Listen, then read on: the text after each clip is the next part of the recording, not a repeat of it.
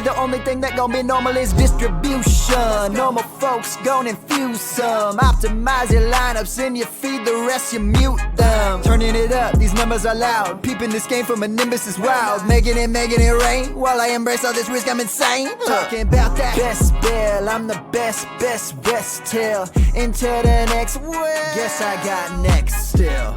Best bill, I'm the best rest till into the next world. And welcome in to the Best Ball Fantasy Football Podcast and live stream. My name is Bradley Stalder. You can follow me on Twitter at FF Stalder. You can also make sure, if you like the content, hit that red subscribe button on YouTube. Lots of fun for tonight. We just saw an amazing game. Tom Brady pulling it out near the end. Saints had control for the majority of the game, and then any time is too much time for Tom Brady on the last drive. Godwin had a touchdown called back, but instead it was Rachaad White who got the game-clinching score for the Tampa Bay Buccaneers, who have the secured lead of the division over the Saints, Panthers, and Falcons. Now, tonight, I'm going to post some of the videos tomorrow as well, but tonight I wanted to get into 12 players you must add for week 14. And this is by Apocalypse. So you've got to be very mindful of the flex positions, the needs that your team has. There are 6 teams on the bye, including, of course, the Packers and the Bears. You know, the resurgence of Christian Watson, for instance, and Justin Fields will not be available to you in week 14. We're getting to the last week for most leagues in preparation for the playoffs. So this may be the make it break it week for you.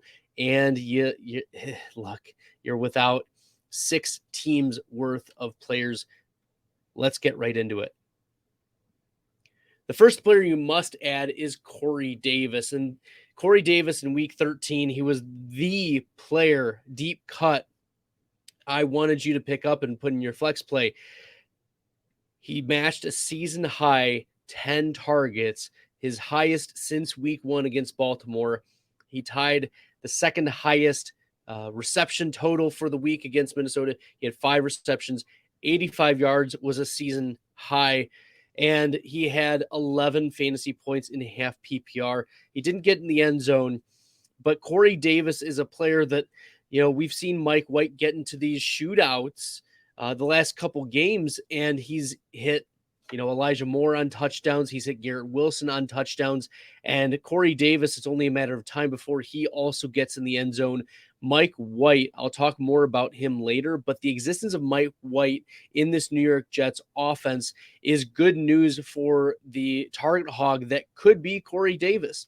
Like, it's very clearly Garrett Wilson, the number 1. And if for some reason your league is really shallow and you haven't picked up Garrett Wilson, like, obviously, like, I don't know if you're playing in a 4-team league, but Garrett Wilson should have been, he is a wide receiver, high-end wide receiver 2, if not a wide receiver 1 moving forward.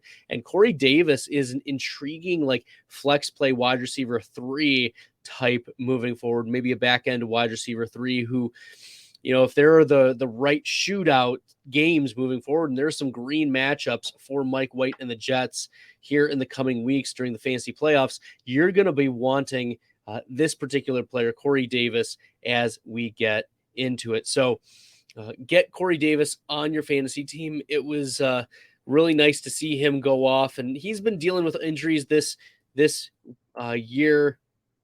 But Corey Davis, you know, former 5th overall pick in 2017, he hasn't even turned 28 yet. So it's not like he's past his prime or anything like that. You know, he played 70% of the snaps. It was the first time he played 70% or more of the snaps since week 6 against Green Bay. Second time, I should say. So you've got to be happy with Corey Davis and what he's been doing. He came into this game, you know, with a 14% target share, but that's obviously going to go up with 10 targets. And we had seen in previous seasons, like in 2021, he had an 18% target share, 2020, a 23% target share, 2019, 17% target share. So we would anticipate that Corey Davis, with the existence of a capable quarterback in Mike White, would be able to handle a higher target share. Let's see here. The next player I want to tell you to pick up, he's only rostered in like 24% of leagues. You need to be picking up James Cook, okay? You need to be picking up James Cook. He's had double-digit carries 2 of the last 3 games. He's had 64 or more rushing yards each of the 2 of the last 3 games. We're not going to include Detroit because that was a quick turnaround type of game. But he's had 5 targets, in each of the last 2 games. This is a player that he was a second-round talent out of Georgia, 63rd overall pick. He has the pass-catching profile. It's clear Nyheim Hines is not the most significant role player. I know that Hines increased his workload, but James Cook passes the eye test. That's what you like to see, is he's getting the fantasy points, right? This is the first time he's gotten double-digit fantasy points, but rookies tend to increase their workload over the course of the season. And James Cook, as we're getting now into the nitty-gritty, right? We've been frustrated by rostering him as of late, but there's no time like the present. Like, what are you going to spend it on? Like a speculative, Odell Beckham. Like, if you've got Odell Beckham, you can drop him for James Cook. Like, you should have already been dropping Odell Beckham, because when are you going to play him? When are you going to trust him? At least with James Cook, there's a possibility of, if Singletary goes down, you're going to get a handcuff. But also, as we saw in week 13, it was not a massive blowout game against New England. And Cook just passed the eye test. He got 14 carries against a tough New England defense, 4.6 yards per carry, and he caught all 6 of his passes. That is a way to improve and increase the trust of your quarterback and your coach by making the plays. Over 100 total yards in this game. James Cook is a must-add running back as you get prepared for the fantasy playoffs. Randy Miller from YouTube says, need a quarterback this week. Options are Geno, who plays Carolina, Deshaun against Cincinnati, Tua, the Chargers, and Trevor Lawrence, the Tennessee Titans. So Trevor Lawrence is dealing with an injury. I'm a little skeptical about firing him up with some confidence. You're probably starting Tua out of these 4. So if I'm ranking them, I'm probably ranking them Tua and then Geno, and then Deshaun Watson and Trevor Lawrence and meh. There you go. Yeah, MJ's Elite Vlog. If you want to comment on one of the videos, you can link it as like a Google photo or something, and I can comment on it. That's totally fine. Yeah, for sure. Let's move to another must-add wide receiver. Brandon Cooks was out this past week, and Nico Collins, 10 targets in this game. This tied a season high. He caught the touchdown. He had, in half PPR, 11 fantasy points. This is the second time that Nico Collins has hit the double-digit fantasy point mark. And yes, it is the Houston Texans, but where else are you going to get 10 targets from, right? This is, if you want to pay up for targets, you're going to have to pay up elsewhere. But Nico Collins, you're going to get the targets. And the secondary for the Browns is extremely underrated. There's a rookie there, Emerson, I believe is his name. He's a real shutdown corner. So this was a late touchdown that got him on the board. I would say he's a high-end wide receiver 4, maybe wide receiver 3, a flex play possibility. We've seen a season high week 4 for Nico Collins, 82 receiving yards then, but it's also encouraging. He's had touchdowns in 2 of the last 4 games. And with Brandon Cooks questionable, maybe he's out the rest of the way. There aren't any other real receiving options. So Nico Collins, you can expect to get a lot of targets moving forward, even if it doesn't translate into a lot of yards.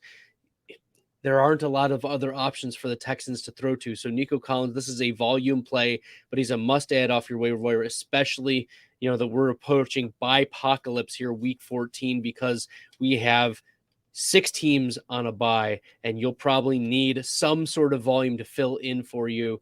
Nico Collins is Definitely one of those players that you can't ignore the targets. 10, 7, 9, and 10 each of the last 4 games. So not a great upside play. I wouldn't say he's in high end wide receiver 2 or even wide receiver 1 contention on a weekly basis. But if he falls in the end zone, like 11 points is going to get you a wide receiver 3, which is not going to kill your flex. So 10 targets will give you at least the opportunity for scoring fantasy points. The next must-add wide receiver, DJ Chark. Right? Chark finally made his way back onto the field. He was eased back in week 11 against the New York Giants. He goose-egged there. But you have to like that even with Jameson Williams on the field, DJ Chark, 6 targets, 98 receiving yards. He's a deep threat. And the Lions proved in week 13 that they are willing to let Jameson Williams take his sweet old time getting back. And so DJ Chark is a very, very interesting deep threat, high upside type of wide receiver. And speaking of shootouts, right, the Lions are going to be in a lot of shootouts. They are 6th in the NFL in total team points scored. So you're going to have Jared Goff taking shots deep to DJ Chark, Jameson Williams over the next couple weeks. And if you need a bye week fill in, right, DJ Chark is an interesting add. He's had 8.6 and 12.3 fantasy points and half PPR each of the last 2 weeks. Last week, 5 targets against Buffalo. He gets into the end zone. And then this week, 98 receiving yards. So DJ Chark is one of those players that, he's almost a counter market pick. Because a lot of people, and myself included, are very in on Jameson Williams. But we also have to temper expectations for how involved Jameson Williams is going to be over the next couple weeks. I anticipate like week 17 against the Bears, Jameson Williams has the potential to be a league winner as a flex play. But up until we see it, up until the Lions trust Jameson Williams, DJ Chark proved in week 13 against his former team, revenge game narrative, that he was still a talented wide receiver, a deep threat. And this is what he was brought in to do is stretch the field, score some touchdowns. And heck, this is the 3rd time of the 6 games that he's played where he's had at least 6 targets. He's also had 2 goose eggs, but that's the type of thing that DJ Chark is going to do. He's a higher upside, so like a wide receiver 2 upside, but with a really dangerous floor. So as we are preparing for the fantasy playoffs, obviously you want to be rostering Jameson Williams, but for we play a week to week game, and week 14, DJ Chark is going to be still an interesting player moving forward. You should add him off of your waiver wire.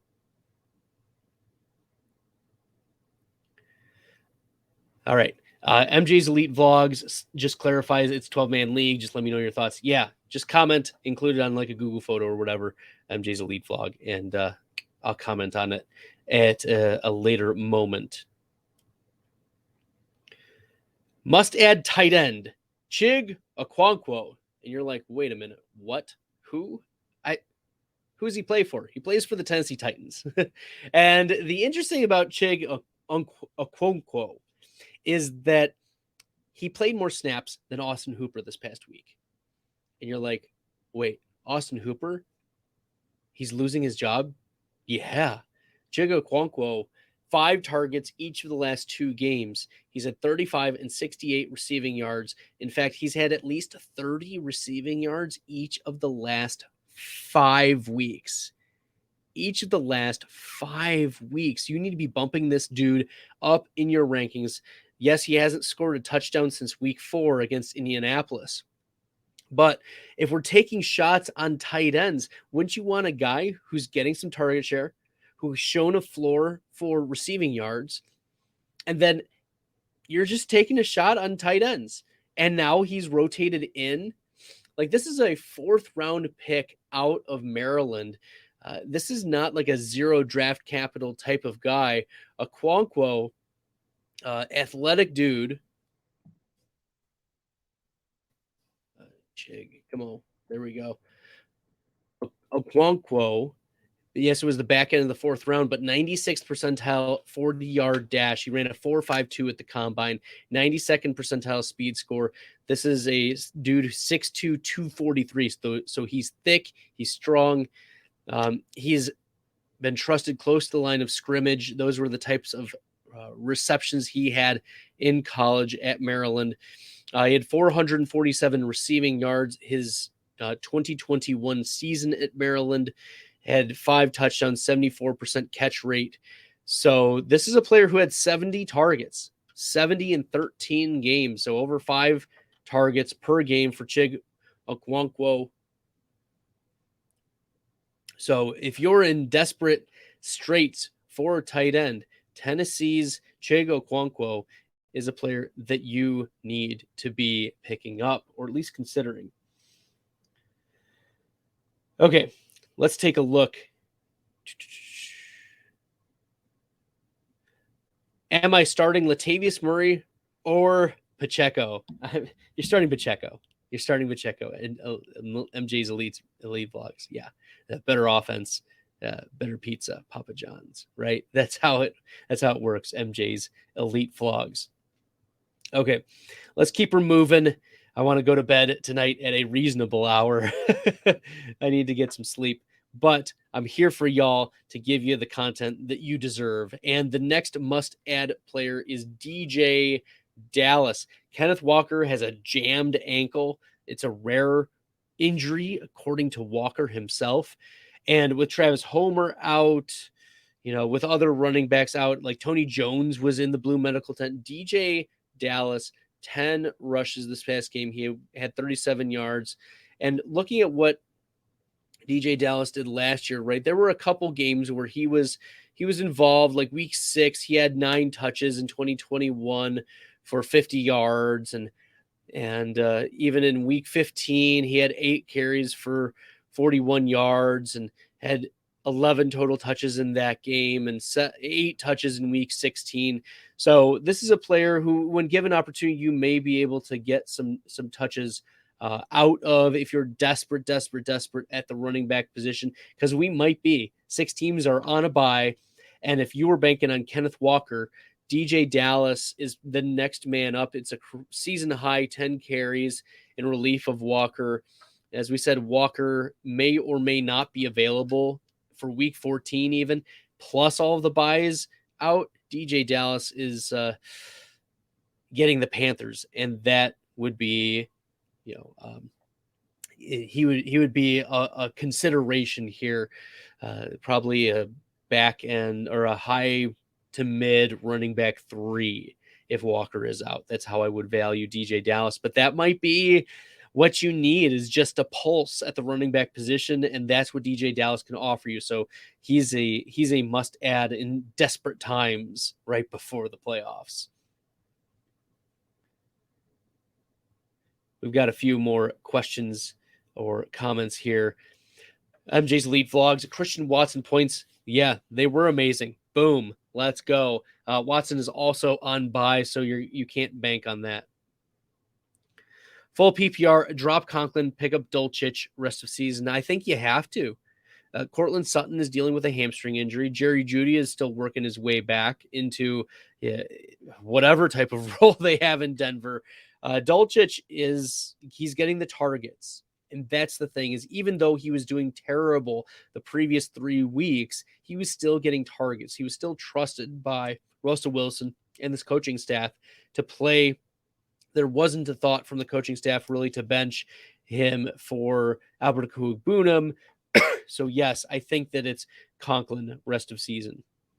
Thoughts on AJ Brown? Yeah, MJ's elite vlogs.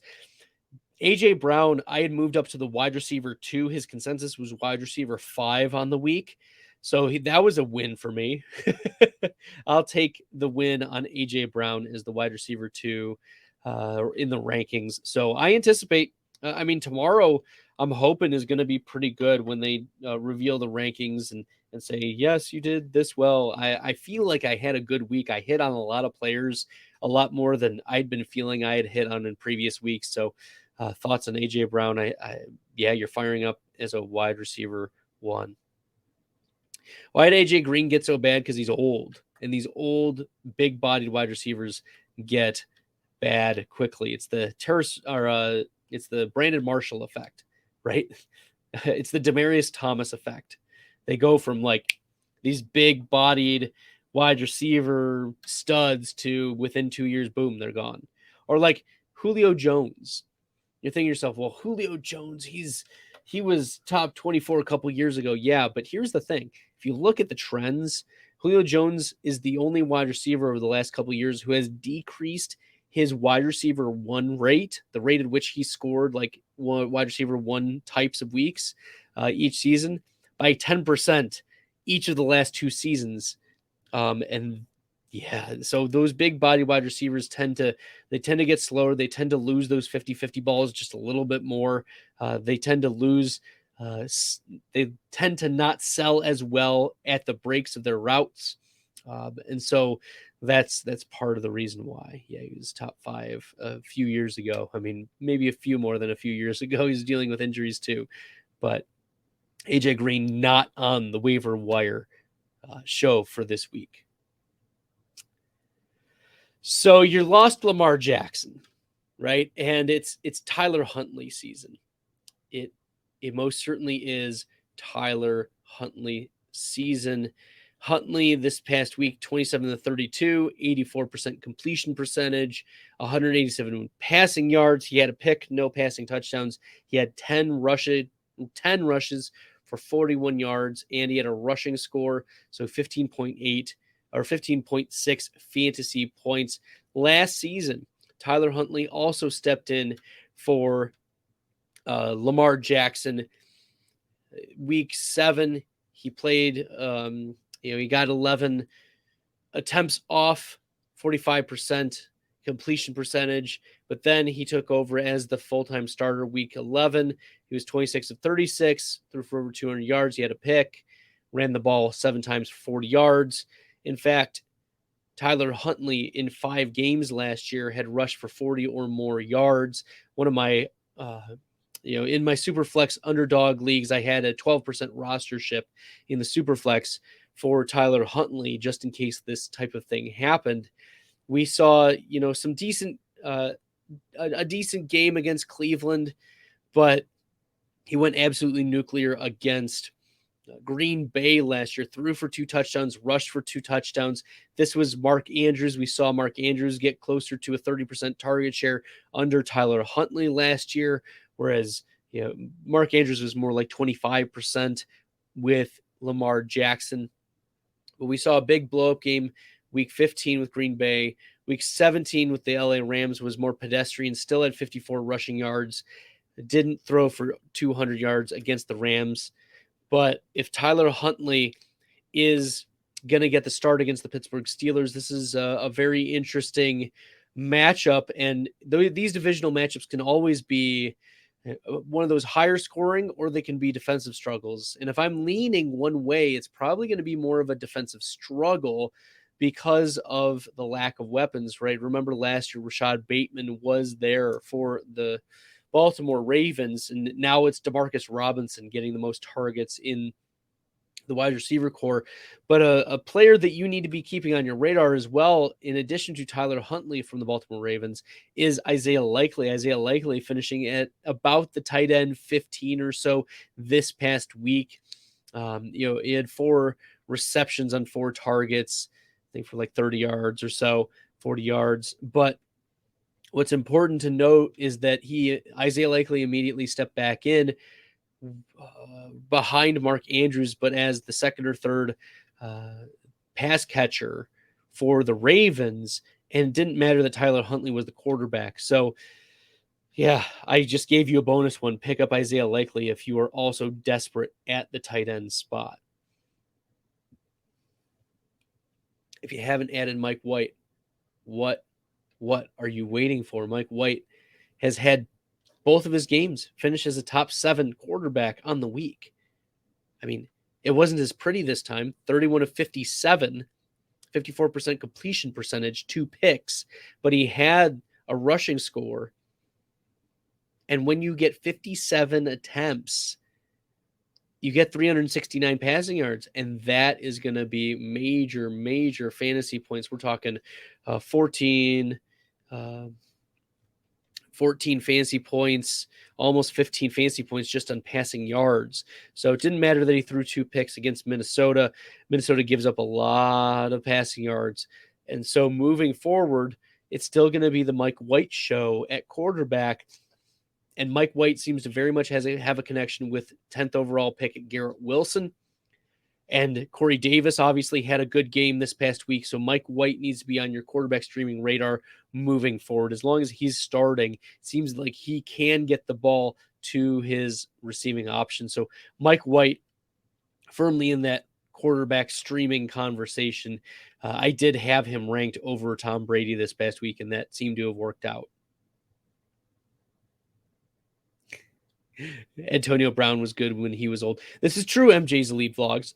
But Antonio Brown is not a power wide receiver in a sense. He was more speed, finesse in his routes. That's why like the Emmanuel Sanders of the world can play till they're 35, and the Antonio Browns of the world can play till they're 35.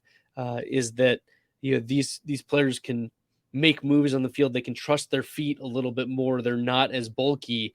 They've been relying for years and years and years on the technique of their route running instead and their speed instead of their physical burst, which tends to not decline as much, right? We see the Marquise Goodwins of the world still stick around when he's in his mid 30s, right? So it's the speed wide receivers that tend to stick around a little bit longer. It's the bigger bodied wide receivers that will fall off once they get into their early 30s. Do I think DK is going to be like AJ Green? Yeah, I think DK is going to be more of that AJ Green build for sure. Mm-hmm. Whereas like a Marquise Brown is going to stick around for a while, is my thought. Okay. All right. If you are in absolute desperate mode, the 49ers, even if they pick up the likes of Baker Mayfield, which we'll see whether the waivers go through. There's been a lot of chatter on the Twitter sphere about whether the 49ers are going to pick up Baker Mayfield. Look, I was bullish on Baker, and that was folly, but you got to learn from your mistakes, and I can't get back in on Baker Mayfield. Instead, you want to be a little bit intrigued by what Brock Purdy did. 25 of 37, threw for 210 yards in relief of Jimmy Garoppolo, 2 passing touchdowns. He did have a pick, 14 fantasy points, and this is the 7th round pick for the 49ers. There was a lot of preseason love for Brock Purdy. The 7.41, okay, out of Iowa State, the last pick of the draft. And, this is a player who at Iowa State looks like a 3-year starter, 2019, 2020, 2021. Threw for at least 19 passing touchdowns each of his last 3 seasons. He rushed the ball just a little bit, at least 238 rushing yards each of his 3 full seasons that he started. But even in 2018, in 10 games, he averaged 22 pass attempts per game. And 225 passing yards per game. So he got a lot of work as well that first year in 2018. But Brock Purdy, a 4-year player at Iowa State, that's not usually a good thing when you're there for 4 years and don't see like vast improvement. But, he ran a mid-pack 50-yard dash. His breakout age was very interesting. It was good that he got started his freshman year, but that he didn't improve a lot. He's a career backup. Like his player profiler comp is Jake Browning, right? I wouldn't get super excited long-term about Brock Purdy, but the reason why you have to be happy with what Brock Purdy did is he gets the balls to his guys, right? He threw for 210 yards, 5.7 yards per attempt. Could be worse. And we'll see what he does in week 14. But moving forward, if you're in desperate straits, I would prioritize Tyler Huntley and Mike White over Brock Purdy. Josh Johnson is waiting in the wings. He was signed to the practice squad.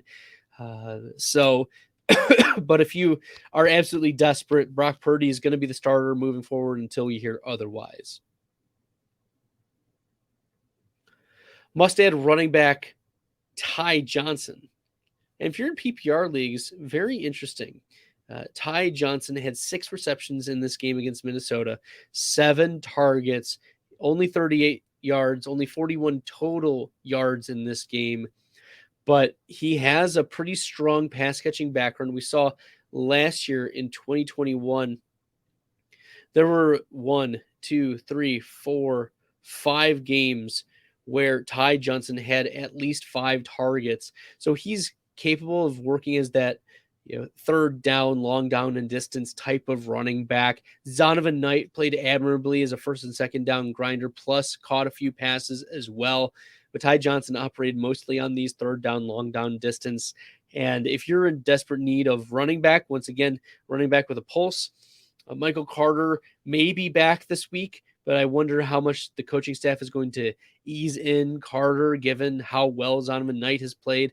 And of course, typically running backs coming back off of ankle injuries don't play a ton on those passing downs because they either are catching passes or they have to pass block. And so Ty Johnson, I would still anticipate in week 14 be the pass catching down preference for the New York Jets. So yeah, Ty Johnson must add running back, especially if you are in PPR leagues.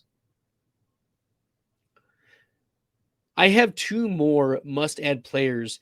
One of them, this is my highest fad bid of flex players, and that's Jahan Dotson. You've got to add Jahan Dotson to your fantasy team. He's rostered, I think, in like 15% or 13% of leagues. In ESPN, maybe it's closer to 20%, but still, Jahan Dotson, there's no reason for him to be on your waiver wire. Look at what he's done this season. He's had 4 of his 8 games with at least 11.8 fantasy points. And remember, weeks 10, 11, and 12, he's working his way back from an injury that cost him 5 games.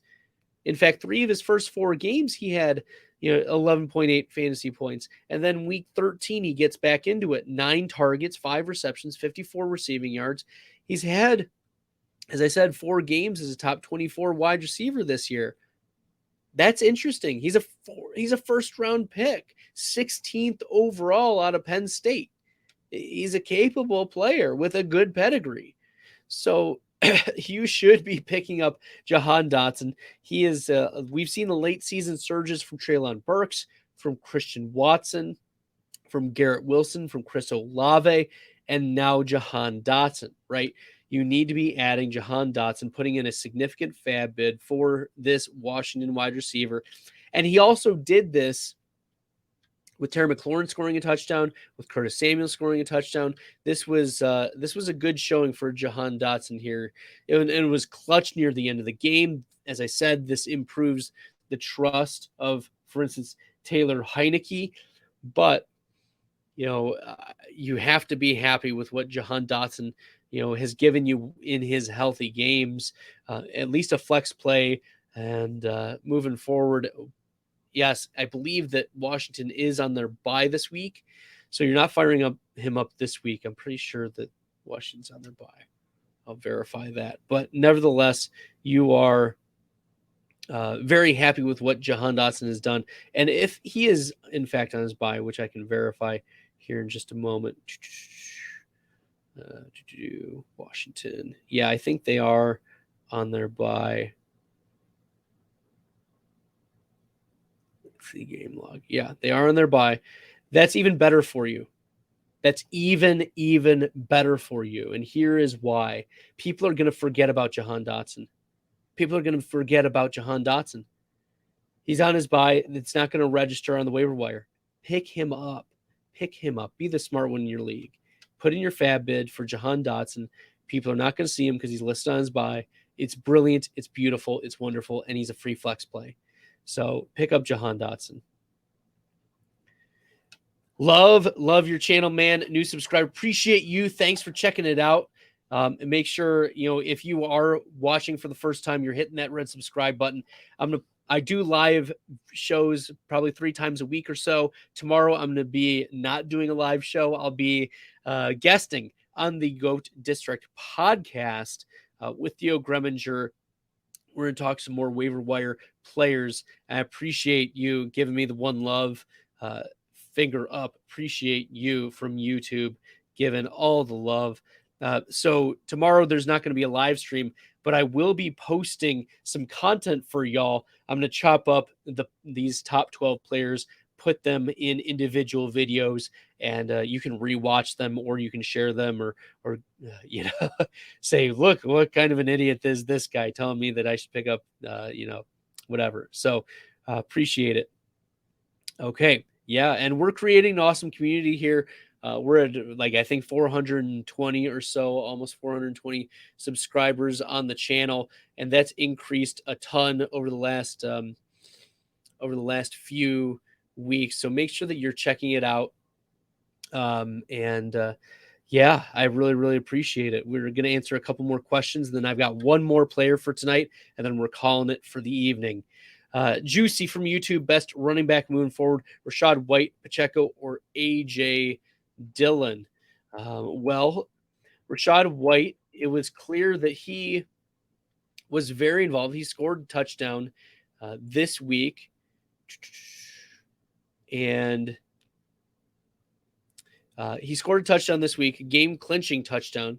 Usually those things go to, Leonard Fournette. That is something that has shifted, right? I don't have the the snap counts in front of me, but if we pull up the box score from Fantasy Data, which if you don't have a Fantasy Data subscription, you should get it. Use the promo code FFF20, and that'll get you 20% off the subscription.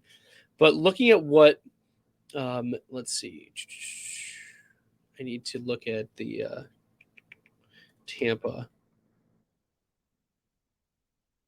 What team is the Tampa Bay Buccaneers? There we go.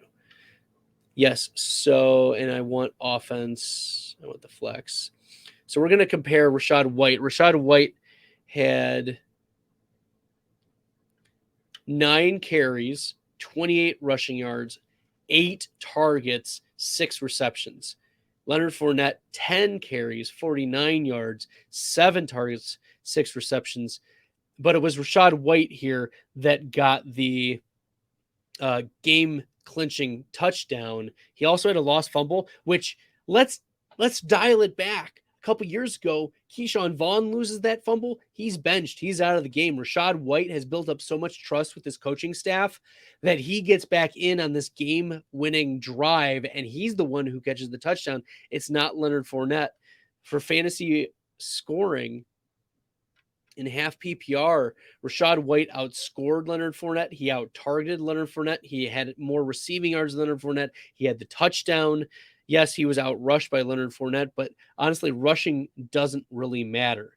So, Rachaad White I had over Leonard Fournette this week. That was the right call. I had Rachaad White, I think, at like 22, running back 22, and I had Fournette at like 27 or 28 on the week. So those are looking okay for right now. But yeah, it's so let's see, Rachaad White, but also Pacheco. Let's talk about Pacheco for a second, because I think it comes down to those two. A.J. Dillon not willing to do it. Juicy also says, great videos, by the way. Thank you. Appreciate it. I nailed the DeAndre Swift call this week. I nailed the Garrett Wilson call this week. Those were two I was super, super proud of.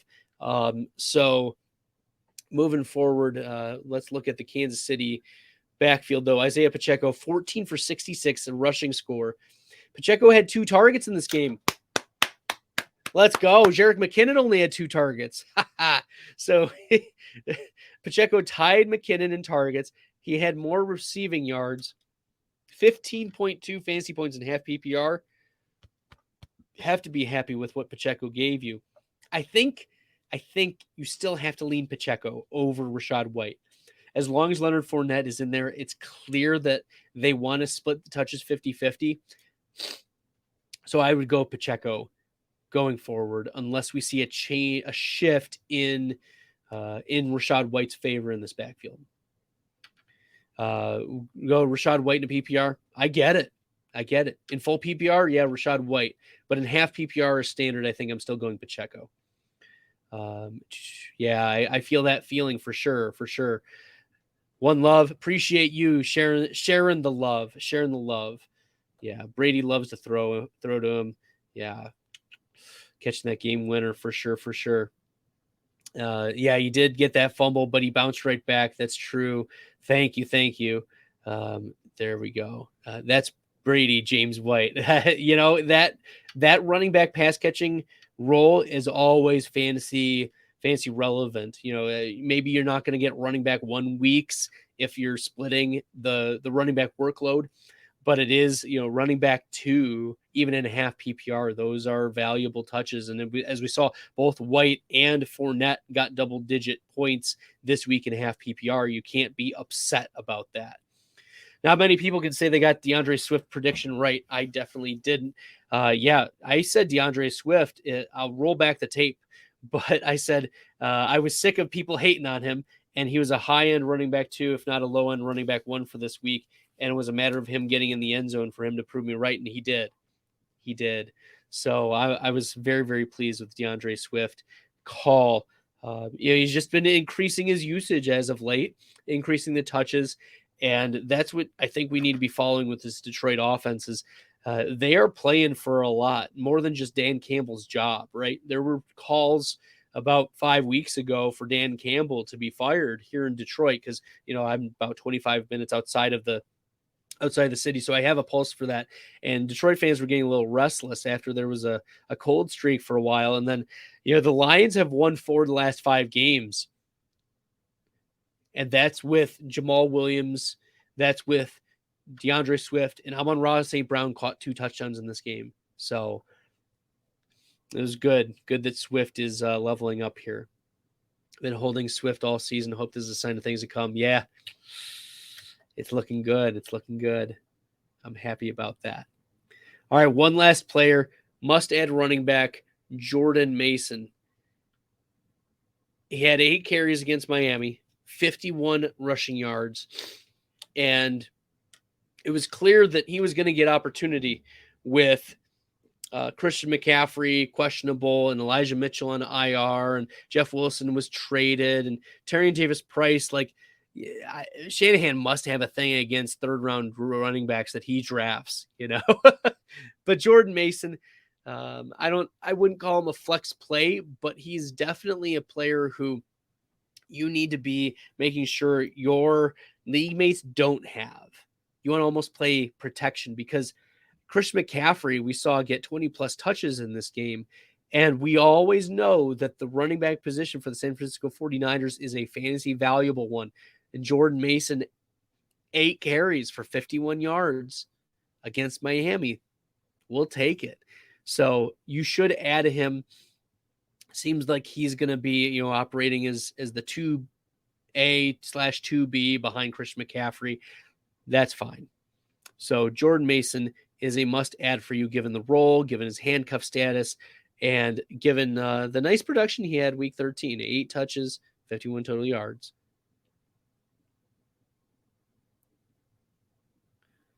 How do I feel about Jameson Williams? Is it too risky for me to play him in the playoffs? I need to see it first from him, One Love.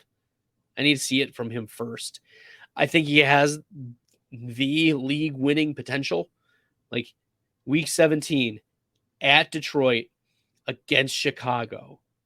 That could be a massive shootout in a dome, and he could have a few games under his belt where he's full go, and Jared Goff hits him for 2 50-yard touchdowns, right? And then we're good. He gives the Odell Beckham, we're good.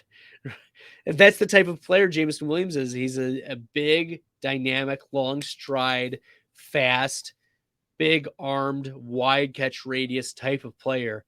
And the Lions love him. And if they are in any contention, which, if the Lions win out or finish on the hot streak that they are, we're talking sneaking into a playoff potential conversation. That's wild. That's wild to talk about, that the Lions are not eliminated from the playoffs and instead are on a 4 out of 5 game streak of wins, and the one loss against the Buffalo Bills, which they played a super competitive game. So Jameson Williams, I think he's still not a start for week 14. He should be off of your waiver wire, though. You don't want someone else having him. You don't want the championship guy to have him, right? Or the player you might be playing in the championship have him. So yeah, there we go. That's what I would say is he's too risky to play for now. You need to see it after 1 week. You need to see the snaps and targets go up. I would be happy with 60+% of the snaps, and I'd need to see like a 20-25% or like an 18 to 20% target share for me to comfortably move him into he could be a starting player at this time. Warrior Loft, what's up? Hope you started DeAndre Swift, baby. Let's go. We're just relishing in that call today. Also, I nailed this game, this Monday night game. Taysom Hill, there were only like 9 rankers out of over 200 that were higher than me in the Fantasy Pros ranking contest on Taysom Hill. Mike Evans did not do great. I don't have the numbers in front of me, but I had Evans pegged as, wide receivers for Tampa. Yeah, Evans finishes 4 for 59, so 7.9 fantasy points. That's not going to get it done. I think there were only 12 players who were lower than me on Mike Evans, so that was a really good call. I nailed Alvin Kamara, right, at running back. Kamara, New Orleans, finished with 4.7 fantasy points. I was the lowest on Alvin Kamara by like 8 spots compared to the next person. I had Alvin Kamara ranked at running back 30 on the week. 30. The consensus was running back 15. Kamara goes for 4.7 fantasy points. I hope you benched him because that's what I was preaching all freaking week. Bench Alvin Kamara. It was 12 of 26 on the ground, catches 2 passes for 11 yards. That's not going to get it done. So yeah, I crushed this game. Tom Brady, I had a little below consensus. I had him at like quarterback 17. Yeah, maybe he pulled it off, by the end with the last second touchdown. But who else did I nail? Godwin got or did they call back the Godwin touchdown? Whatever. Nevertheless, I had some good calls this week. So there you go. Is Mike White safe play rest of season, 16+ fantasy points? Well, let's look at Mike White's rest of season schedule real quick to answer this for Warrior Loft. The Jets, right, they get Buffalo this week, so not safe this week. Mike White is not a safe play this week. But then Mike White gets Detroit, Jacksonville, and Seattle. So, yeah, he has a red matchup this week and then 3 straight green matchups in the fantasy playoffs. Yeah, boy. Yeah, boy. So you're not starting Mike White this week, but you are starting him in the fantasy playoffs. Detroit, Jacksonville, Seattle. Orioles said start Fields. Bing, bing, bing.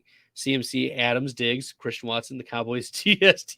Well, if you didn't win, I don't know who you would have played. But maybe the Browns defense. Juicy said Christian Watson continues to prove me wrong. Young GOAT. Yeah, he's crushing. He is absolutely crushing this year. Yeah. You're firing up Christian Watson, but he's not this week because he's on his bye. Deshaun Watson is not going to be a good quarterback this year, right? He will be at average at best droppable. I think so. What do you guys think? Yeah, good question, Warrior Loft. So here's some perspective. Deshaun Watson finished this week at best at the quarterback 28. The worst that Jacoby Brissett has done this season through his 11 games, quarterback 27. In fact, there were 3 games where Jacoby Brissett was a top 10 quarterback on the week. Quarterback 28 for Deshaun Watson his first game back. Yikes. Watson 12 of 22, 131 passing yards. He had a pick, 7 carries for 21 yards. And then the rest of the way, he gets Cincinnati, which is a tough matchup for quarterbacks. Baltimore, which could be a low-scoring affair, especially if they've lost Lamar Jackson. New Orleans, which we saw just bottle up Brady for almost the entirety of the game. And then finally, are you going to be comfortable playing Deshaun Watson week 17 after not playing him very much?